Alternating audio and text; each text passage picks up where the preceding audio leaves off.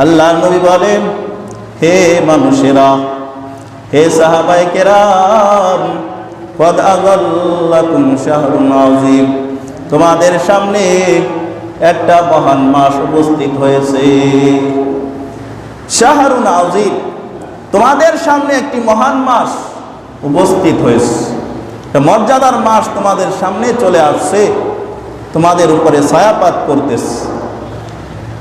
রমজান মাসকে আল্লাহ নবী বললেন শাহরুন আযীম, মহান মাস, মর্যাদার মাস। এই রমজান মাসের দাম কত?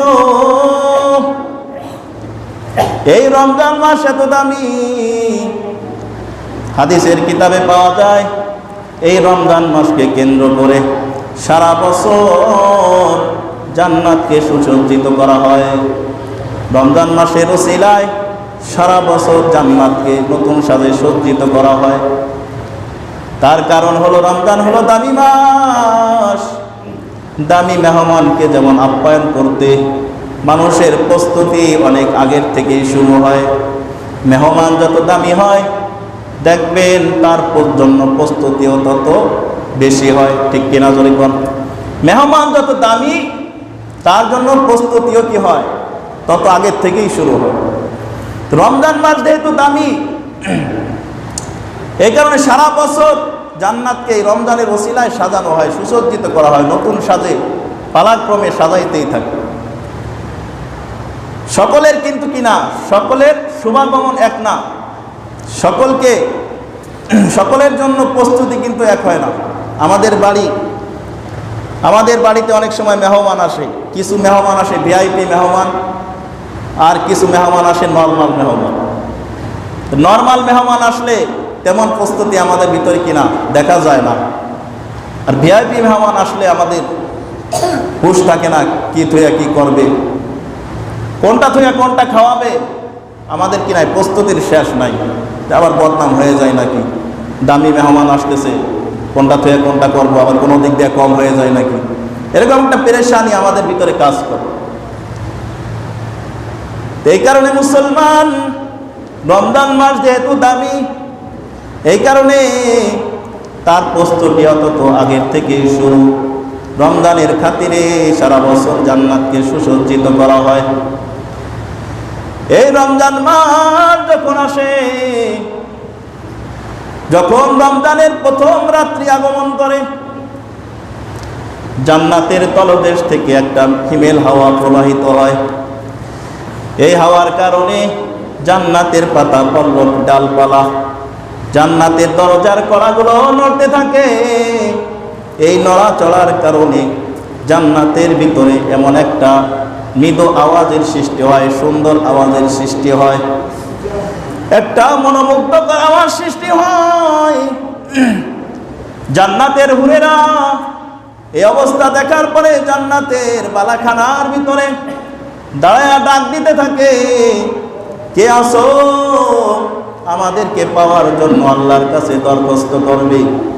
জান্নাতের হুরেরা, জান্নাতের দারওয়ান, জান্নাতের দারোগা, জান্নাতের প্রহরী রেজওয়ানকে বলে, ও ভাই রেজওয়ান, আজকে কোন রাত্র, আজকে কেন জান্নাতের ভিতরে এমন একটা পরিস্থিতি সৃষ্টি হয়ে গেল?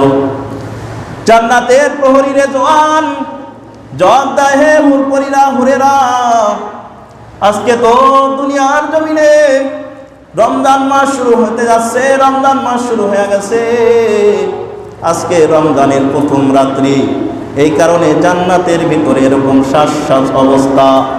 এ নবীর উম্মতের দল, রমজানের প্রথম রাত্রিতে জান্নাতের ভিতরে এমন একটা সুন্দর আওয়াজের সৃষ্টি হয়। সুবহানাল্লাহ।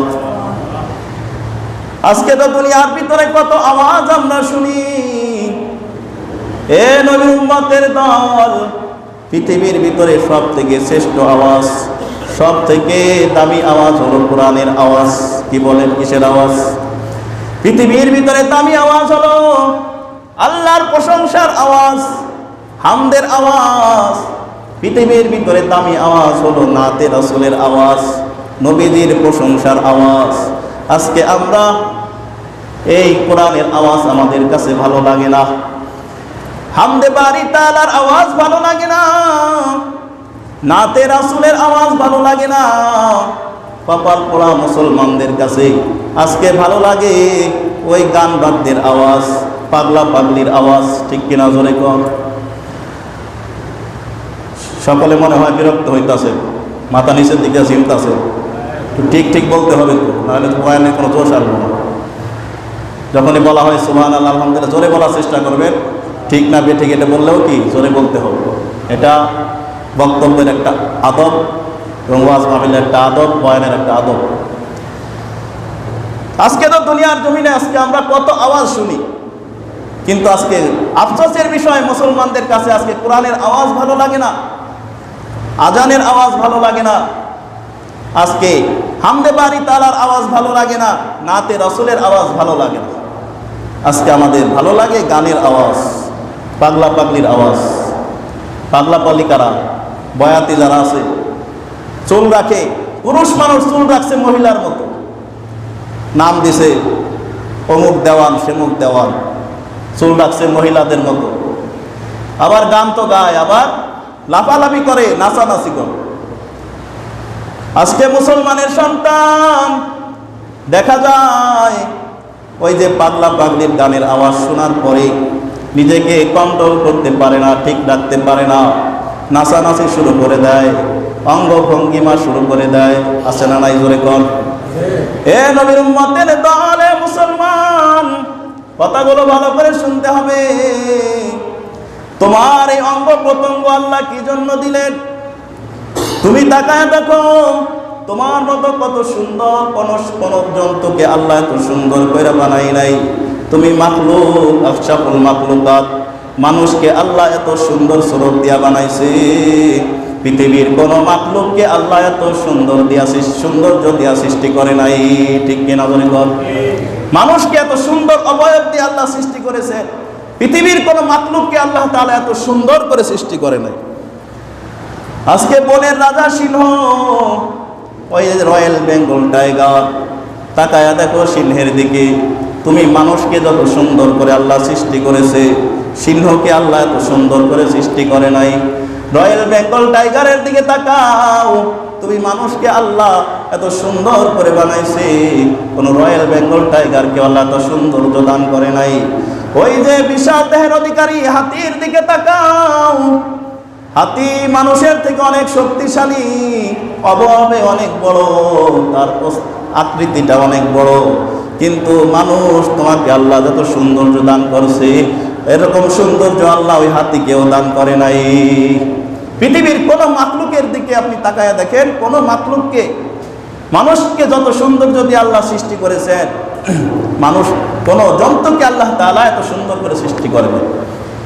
এই কারণে আল্লাহ সূরাতুত তিনের ভিতরে বলেন, লাকাদ খালাকনাল ইনসানা ফি আহসানি তাকওয়িম।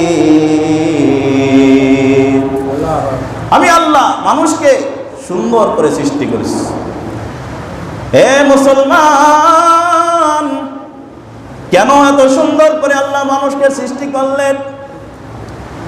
কারণ পৃথিবীর কোন মাখলুক কিন্তু আল্লাহর গোলাম না।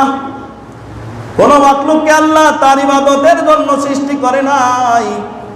একটা সিংহকে আল্লাহ তার ইবাদতের জন্য সৃষ্টি করে নাই। রয়্যাল বেঙ্গল টাইগারকেও আল্লাহ আল্লাহর ইবাদতের জন্য সৃষ্টি করে নাই। হাতিকেও আল্লাহ তার ইবাদতের জন্য সৃষ্টি করে নাই। উটকেও আল্লাহ তার ইবাদতের জন্য সৃষ্টি করে নাই। কিন্তু তুমি মানুষ কিন্তু এরকম নয়, তুমি মানুষকে আল্লাহ তার গোলামির জন্য সৃষ্টি করেছে। মানুষকে গোলামির জন্য, আল্লাহর ইবাদতের জন্য সৃষ্টি করা হয়েছে।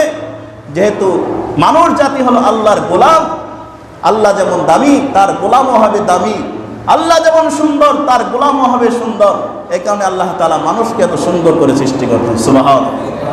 মাই আশিকে মাওলা হো মেরা ইশক নিরালা, মাই আশিকে মাওলা হো মেরা ইশক নিরালা, হায় জুমলা জাহাं जिनके तजल्ली से उजाला, हाय जुमला जहां जिनके तजल्ली से उजाला।